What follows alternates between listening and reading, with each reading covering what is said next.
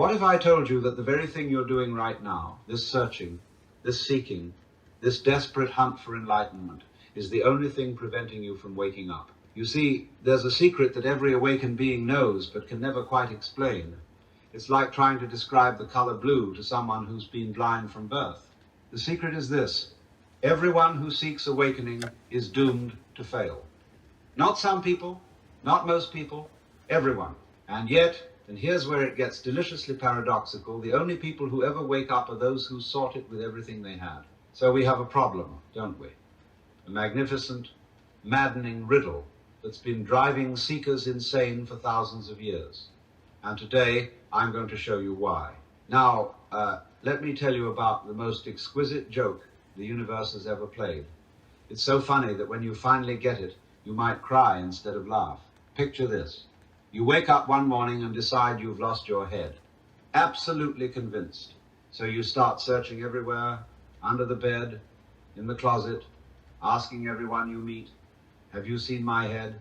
People look at you strangely because, well, you're using your head to look for your head.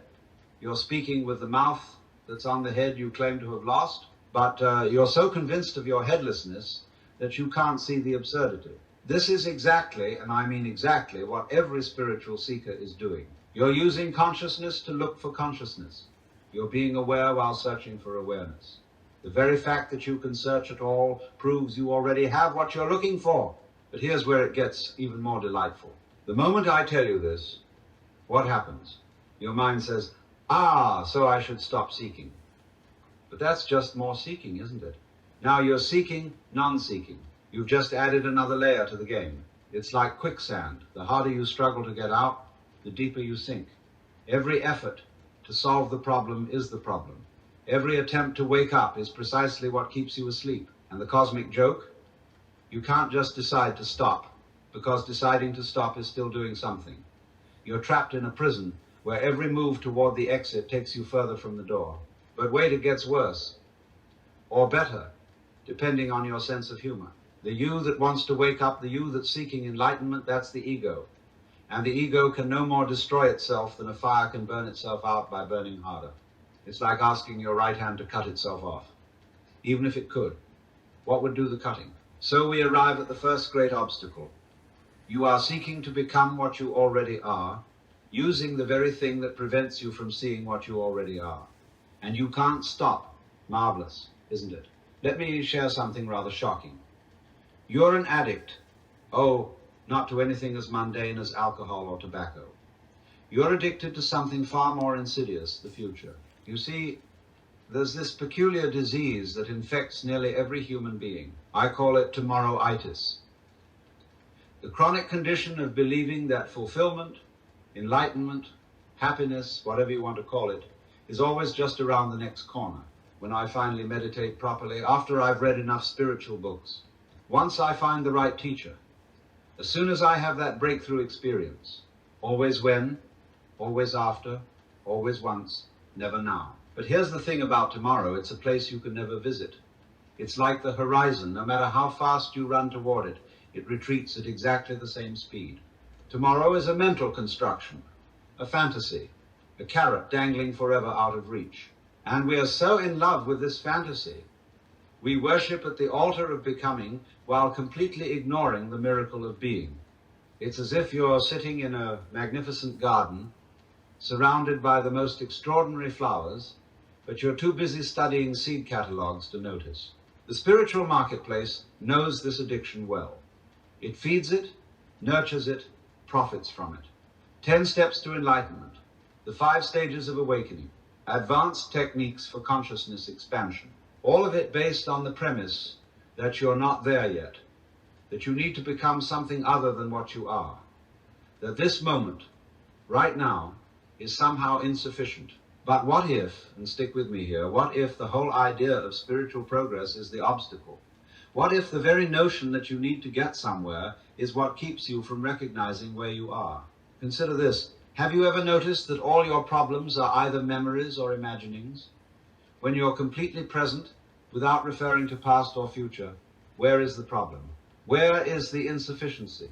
Where is the need to become? It vanishes. Poof! like a magician's trick revealed, but the mind can't stand this. No, no, it says, I really do need to improve. I really am not enlightened yet. And off you go again, chasing tomorrow's promise, abandoning today's reality. The addiction to becoming is so strong that even pointing it out doesn't break it. You'll hear this and think, yes, I need to stop being addicted to becoming. Do you see? Now you're trying to become someone who's not addicted to becoming. It's absolutely brilliant in its stupidity. Now, let me tell you about the most seductive trap of all, the search for someone who has made it to show you the way. It's perfectly reasonable, isn't it? If you want to learn pottery, you find a master potter. If you want to learn music, you find a musician. So naturally, if you want to wake up, you find someone who's awake. But here's where the whole thing goes magnificently wrong. Awakening isn't like pottery. It's not a skill you can learn by imitation. It's more like learning to be yourself, and who could possibly teach you that? The moment you start following someone else's footsteps, you're walking away from your own ground. I've watched this happen thousands of times. Someone meets a teacher who radiates presence, peace, wisdom. That's it, they think. That's what I want to be. And immediately, they begin the great game of spiritual dress-up. They start talking like their teacher, walking like their teacher. They adopt the same diet, the same practices, the same philosophical positions. They become a carbon copy, but a carbon copy of awakening is just sophisticated sleep. You see, every true teacher is a complete original. Buddha didn't become Buddha by trying to be like someone else. Jesus didn't become Christ by following another's path. They became themselves utterly, completely, unapologetically themselves. But we don't want to hear this. Being ourselves seems too ordinary, too simple, too unspiritual. We want the robes, the rituals, the secret teachings. We want someone to tell us exactly what to do, when to do it, how to breathe, what to think. And there's always someone willing to oblige. Follow my 7-step system. Repeat this mantra exactly as I do. Sit precisely in this posture, as if awakening were a recipe you could follow like baking a cake. The really clever gurus, and I've met quite a few, they know this game well. They'll tell you, don't follow me, find your own way. And their students nod sagely and then try to not follow in exactly the same way the guru not follows. It's hilarious. Here's the shocking truth. A real teacher is like a thief. They're trying to steal something from you, your crutches, your dependencies, your belief that you need them. But most students grip their crutches even tighter and beg for more. The guru trap is this: believing that enlightenment can be transmitted like a virus, caught like a cold, learned like arithmetic. But it can't, because what you're seeking isn't information or even transformation, it's recognition. Recognition of what's been there all along. And no one, absolutely no one, can recognize it for you. Oh, this one is my favorite. The ego is such a crafty little devil. Tell it that possessions won't bring happiness. And what does it do? It starts collecting spiritual experiences instead. I've met people who can tell you about their kundalini rising, their third eye opening, their out-of-body journeys, their past life memories. They wear their experiences like medals on a general's chest. I've had Satori 3 times. I studied with 12 different masters. I've been meditating for 27 years. But here's the delicious irony. They're more asleep than the businessman chasing his next million. At least he knows he's being materialistic. You see, spiritual materialism is materialism in drag. Instead of accumulating cars and houses, you accumulate insights and experiences. Instead of showing off your bank balance, you show off your consciousness credentials. Instead of designer clothes, you wear your spiritual sophistication. The ego hasn't disappeared, it's just gotten a makeover. A spiritual makeover. Now it's the spiritual ego. And it's even more insufferable than before. Watch what happens at any spiritual gathering. People comparing meditation techniques like they're comparing sports cars. Oh, you still do mindfulness? How quaint. I've moved on to non-dual awareness. It's the same old one-upmanship, just with Sanskrit terms. And the experiences. My God, the attachment to experiences. People clutching their peak moments like photographs, pulling them out to admire again and again. Remember when I felt oneness with everything? Well, where is it now? The truth is devastatingly simple. Any experience you can have, you can lose. Any state you can enter, you can exit. Any insight you can grasp, you can forget. If it comes and goes, it's not what you're looking for. But we are so addicted to the fireworks. We want the bells and whistles, the cosmic light shows, the overwhelming bliss. And when we get them, we want more, always more. I knew a man who spent 40 years chasing higher and higher states. He could induce ecstasy at will, see colors beyond the spectrum, hear the music of the spheres. And you know what? He was miserable, because no experience was ever enough. He was like a drug addict, except his drug was consciousness itself. The great joke? While you're busy collecting these spiritual tchotchkes, you're missing the most profound experience of all, the simple, ordinary, miraculous fact of being. Right here, right now. No bells, no whistles, just this. But just this doesn't sell seminars, does it? Now we come to the most exhausting battle ever fought, the war against your own shadow. And what a magnificent war it is. Spiritual warriors everywhere, armed with affirmations and positive thinking, determined to vanquish every trace of darkness within. But I have news for you, rather disturbing news. You can't have light without shadow. It's like trying to have a mountain without a valley, a wave without a trough. They define each other. They need each other. They are each other. Yet here we are, generation after generation, trying to become pure light. I must eliminate all negative thoughts. I must overcome all fear. I must transcend anger, jealousy, hatred, as if you could have a coin with only one side. Let me tell you what happens when you declare war on your darkness. It goes underground. It becomes guerrilla warfare. Your shadow doesn't disappear, it just gets sneakier. I've watched the most spiritual people, the ones who've supposedly conquered all negativity, and they're often the most passive-aggressive beings you'll ever meet. Their repressed anger leaks out as compassionate criticism. Their denied fear manifests as loving concern. Their hidden hatred becomes righteous indignation. The shadow always wins, always, because the shadow is just you in disguise. Here's what nobody tells you. Your demons are your angels in disguise. Your weakness is your strength turned inside out. Your darkness is your light casting a shadow. They're not enemies to be conquered, they're dance partners waiting to be recognized. But we're so terrified of our own depths. If people knew what I really thought, what I really felt. So we put on the mask of spirituality, pretending we're beyond such base emotions. We become spiritual mannequins, perfect on the outside, empty on the inside. The Zen masters knew better. They'd tell their students, but they understood even your highest spiritual ideals can become prisons. You want to know the secret of integration? Stop fighting. Just stop. When anger arises, let it be angry. When fear comes, let it be afraid. Fighting your darkness, something miraculous happens. It transforms. Not because you forced it to, but because you finally allowed it to be. It's like a child throwing a tantrum. Fight it, and it gets worse.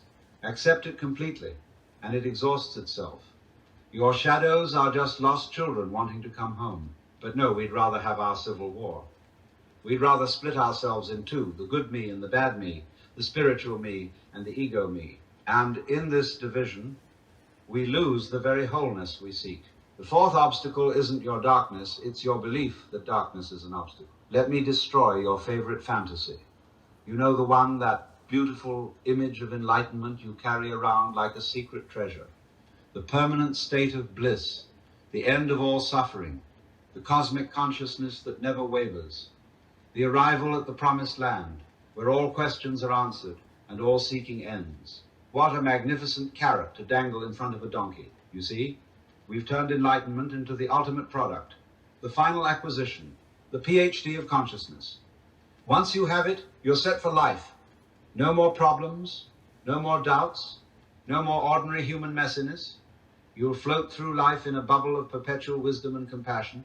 But here's what's so wonderfully absurd about this fantasy. It's based on a complete misunderstanding of what awakening actually is. Enlightenment isn't a thing you get. It's not a state you enter. It's not a prize you win.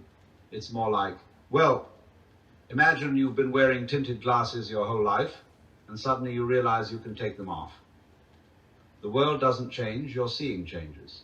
But we don't want to hear this. We want the Hollywood version, the dramatic transformation, the before and after. We want to be special, different, elevated above the common herd. So we create this mirage, this perfect future state where we'll finally be somebody, the enlightened one, the awakened one, the one who knows. And this mirage keeps us walking through the desert of seeking, always thirsty, always almost there. I'll tell you something shocking. Every enlightened person I've ever met still gets hungry. They still need to use the bathroom. They still feel pain when they stub their toe. Some of them even get irritated in traffic. The horror. Because awakening doesn't make you superhuman, it makes you fully human. And fully human includes everything, the sublime and the ridiculous, the sacred and the mundane. The real joke? While you're busy chasing this fantasy of permanent transcendence, you're missing the intermittent glimpses of freedom that are already happening. Every night when you fall into deep sleep, the ego disappears completely. Every moment of genuine laughter, the self is forgotten. Every time you're fully absorbed in something you love, seeking stops. But no, those don't count. Those are just ordinary moments. You want the extraordinary. You want the certificate of enlightenment, signed and stamped. The fifth obstacle is the belief that there's somewhere to get to, some final destination where the journey ends. But consciousness isn't a destination, it's what's making the journey. You can't arrive at where you've always been, and that's precisely what we cannot accept. Now we're getting to the real meat of the matter. The subtle torture chamber we build with our own high standards. You know what I'm talking about. That voice that whispers, you're not quite ready yet. I need to purify myself more. I haven't meditated long enough. I still have too many attachments. My mind isn't quiet enough. I haven't suffered enough. Or my personal favorite, I'm not worthy yet. What a brilliant prison. And the beauty of it is, you're both the prisoner and the guard. You set the standards impossibly high, then beat yourself up for not meeting them. It's a perfect, self-perpetuating system of spiritual masochism. Let me tell you a secret about perfection. It's the ego's last stand. When it can't keep you asleep through ordinary distractions, it pulls out the big guns. Spiritual perfectionism. Now, you're not just trying to be good, you're trying to be perfectly enlightened. I once knew a monk who spent 30 years preparing to be ready for enlightenment. 30 years. Every day, he'd find new imperfections to work on. His posture wasn't quite right. His breathing wasn't deep enough. His thoughts weren't pure enough. He died still preparing. The cosmic joke? Enlightenment doesn't require perfection. It requires the opposite. It requires the humility to be exactly as flawed as you are, the courage to be magnificently imperfect, the wisdom to know that the cracks are where the light gets in. But we've been sold this image of the spiritual person, always calm, always compassionate, always wise, never angry, never petty, never human. It's like trying to be a marble statue instead of a living, breathing, messy human being. You want to know what real awakening looks like? It's not the perfection of the person, it's the perfection of acceptance. Total, complete, unconditional acceptance of what is, including all your beautiful imperfections. But the perfectionist mind can't stand this. Accept my flaws? Never. I must transcend them. And round we go, like a dog chasing its tail, convinced that if we just run a little faster, we'll finally catch it. Here's the paradox that breaks the whole game open. You're already perfect in your imperfection. A wave doesn't need to improve itself to be the ocean. It already is the ocean, expressing itself as a wave. Your flaws, your struggles, your failures, they're not obstacles to enlightenment. They're enlightenment expressing itself as a human story. But no, that's too simple, too ordinary. Surely there must be more to it. Surely we must earn it through perfect discipline, perfect understanding, perfect surrender. The sixth obstacle is the belief that you need to be different than you are, better than you are, more spiritual than you are. It's the ultimate procrastination technique. I'll be ready tomorrow when I'm finally perfect. But tomorrow never comes, does it? Because perfection is a moving target, always just out of reach. And now we arrive at the final guardian at the gate, the most terrifying demon of all. Not the fear of death, not the fear of suffering, not even the fear of meaninglessness. No, this one is far worse, the fear of being nobody special. Oh, how the ego recoils at this possibility. You mean, after all this seeking, all this spiritual work, all this consciousness expansion, I'll just be ordinary? Yes. Beautifully, magnificently, perfectly ordinary. But we can't bear it. We've invested so much in being special. The special one who's seeking. The special one who's more conscious. The special one who's on a spiritual path while others sleepwalk through life. We're the heroes of our own spiritual drama. And what does awakening threaten to do?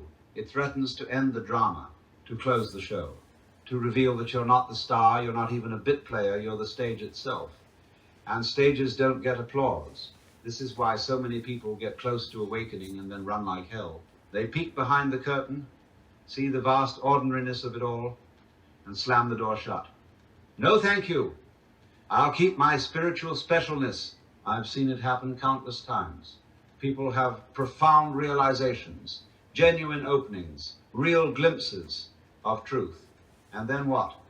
They immediately turn it into another badge of specialness. I'm the one who had the mystical experience. I'm the one who saw through the illusion. The ego co-opts everything. But here's what's so delicious about this fear. It's actually the last thread holding the whole illusion together. Because who is it that's afraid of being ordinary? The ego. And what is the ego? Nothing but the thought that you're special. It's like a knot that unties itself when you pull the right thread. The fear of being nobody special can only exist if you think you're somebody special. But if you're nobody special, then there's nobody there to be afraid. The cosmic humor of it all. We spend our lives trying to be somebody, and awakening reveals we're nobody. But not nobody as in worthless, nobody as in no body, no separate self, no isolated individual, just consciousness itself, playing at being human. And what could be more ordinary than that? And what could be more extraordinary? You see, true ordinariness isn't boring, it's miraculous. When you stop trying to be special, everything becomes special. When you stop seeking the extraordinary, you discover that ordinary life is extraordinarily alive. Every breath, every step, every moment soaked in mystery. But the ego says, that's not enough. I want to be the one, the awakened one, the teacher, the master. It wants to trade its ordinary specialness for spiritual specialness. Same prison, fancier bars. The seventh obstacle is the last desperate grab for identity. The final, but what about me? And when even this falls away, when you finally accept your cosmic ordinariness, something extraordinary happens. Nothing. Absolutely nothing. And that nothing is everything. So here you are. You've tried everything. Meditation, yoga, therapy, plant medicine, energy work, silent retreats. You've read every book, followed every teacher, practiced every technique. You've fought your demons and chased your angels. You've sought perfection and embraced imperfection. You've done it all. And where has it gotten you? Right here. Still seeking.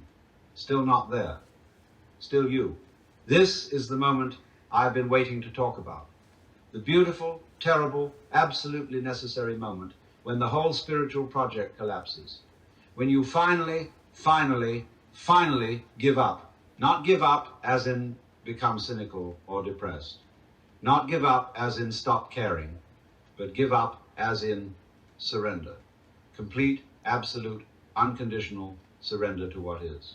You see, every spiritual effort is still based on the premise that something's wrong, that you need to get somewhere, that you need to become someone. Even the effort to stop making efforts is an effort. It's all so beautifully futile. But when you've exhausted every option, when you've tried every door and found them all locked, when you've climbed every mountain and found no promised land at the top, something miraculous happens. You stop, not because you've decided to stop, not because stopping is the next strategy, but because there's literally nothing left to do. The seeker collapses from exhaustion. The spiritual ego waves the white flag. Game over. And in that defeat, oh, what a sweet defeat it is. In that total failure of the spiritual project, something notices. Something that's been here all along, watching the whole drama with infinite patience and amusement. What notices? That which has never sought because it was never lost. That which has never struggled because it was never bound. That which has never feared because it cannot die. That which you are. The great collapse isn't a tragedy, it's grace. It's the universe's way of saying, are you done yet? can we stop playing this game? But here's the thing, you can't make the collapse happen. You can't engineer your own defeat. You can't surrender as a strategy, because that's just more doing, more seeking, more cleverness. The collapse happens when it happens. When you've suffered enough, when you've sought enough, when you've pretended enough, when the whole charade becomes so exhausting that you simply can't maintain it for one more second. And then, and this is the most wonderful joke of all, you discover that the collapse isn't the end of the path, it's the recognition that there never was a path. There never was a seeker. There never was anywhere to go. You've been home all along, Dorothy. You just had to exhaust yourself clicking those ruby slippers. Some people call this the dark night of the soul. I call it the dawn of sanity, when all your spiritual props are kicked away and you're left with nothing but what is. No hope, no fear, no future, no past. Just this. And just this is revealed to be infinite. And so we arrive at the end that's not an end. The conclusion that concludes nothing. The final revelation that reveals what was always obvious. You want to hear the punchline to this whole cosmic joke? Lean in close. Ready? You've been desperately searching for the room you're sitting in. That's it. That's the whole thing. You've been like a fish searching for water, a bird searching for sky, an eye searching for sight. The very fact that you can search at all proves you've already found what you're looking for. But we're so hypnotized by the search. We're so in love with the drama of the journey. We've convinced ourselves that awareness must be something exotic, something distant, something we need to attain. Meanwhile, awareness is reading these words right now. Awareness is hearing these thoughts. Awareness is being confused or excited or skeptical. Awareness is what you are, not what you have. It's like spending your whole life looking for your glasses while they're on your face. And everyone you meet is also looking for their glasses while wearing them. And you all commiserate about how hard it is to find glasses, and you share techniques for finding glasses, and you argue about the best way to search for glasses, until one day someone laughs and points at your face, and you touch your nose and feel the glasses. They've been there all along, through every moment of the search. This is why the Zen masters laugh so much. This is why the Buddha smiled when he woke up. Not because he'd found something, but because he realized the absurdity of the search. What he was looking for was doing the looking. So where does this leave you? Right where you started, but with a difference. Now you know where you are. Now you recognize what you've always been. The search is over, not because you found what you were looking for, but because you've realized you are what you were looking for. Does this mean you'll never seek again? Never struggle? Never forget? Of course not. The game goes on. But now you're in on the joke. Now you play with a wink and a smile. You might still meditate not to get somewhere, but to celebrate where you are. You might still learn not to become wise, but to enjoy the play of wisdom. You might still grow not to reach perfection, but to dance with life. The 7 obstacles, they were never obstacles. They were the curriculum. Each one designed to exhaust a different strategy of the ego. Each one a necessary chapter in the story of coming home. And here's the final secret. Everyone survives. Everyone makes it home. Because everyone already is home. Some just take the long way round. Some take the scenic route. Some insist on exploring every dead end. But in the end, which is also the beginning, which is also right now, there's only one thing to discover. What you are has never been lost. What you are cannot be attained. What you are is reading these words, thinking these thoughts, feeling these feelings. What you are is the simplest thing in the universe and the most profound. Welcome home. You never left. So what now? What do you do with all this? Nothing. Absolutely nothing. Or everything. It doesn't matter. You see, this isn't a teaching you need to practice. It's not a philosophy you need to adopt. It's not even a truth you need to believe. It's simply an invitation to notice what's always been here. Stop for a moment. Right now. Before you rush off to the next thing. Before your mind starts analyzing and categorizing and filing all this away. Just stop. What's here? Before you think about it, before you name it, before you judge it, what's simply, obviously, undeniably here. This aware presence that you are. It doesn't need your belief. It doesn't need your understanding. It doesn't need your approval. It simply is. like space itself holding everything touched by nothing. The obstacles we've explored, they'll probably show up again. The ego is remarkably persistent. But now you've seen the game. Now you know the joke. And that changes everything. Or it changes nothing. And that's perfect too. Life goes on. The dance continues. But perhaps, just perhaps, with a little more lightness, a little more play, a little more wonder at the magnificent absurdity of it all. After all, what else is there to do? We're all just consciousness playing hide and seek with itself. And you've just been found.